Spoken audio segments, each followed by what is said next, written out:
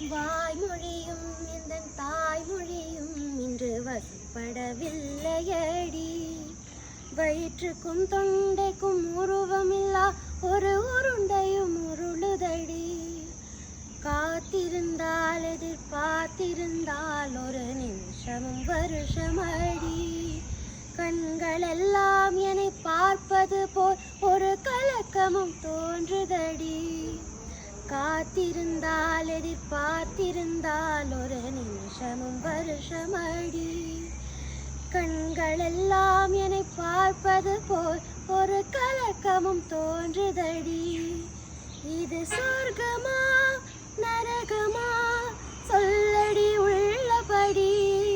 நான் வாழ்வதும் விடை கொண்டு போவதும் உன் வார்த்தையில் உள்ளதடி. என்னவளே அடி என்னவளே எந்த நிலையத்தை தொலைத்து விட்டேன். எந்த இடம்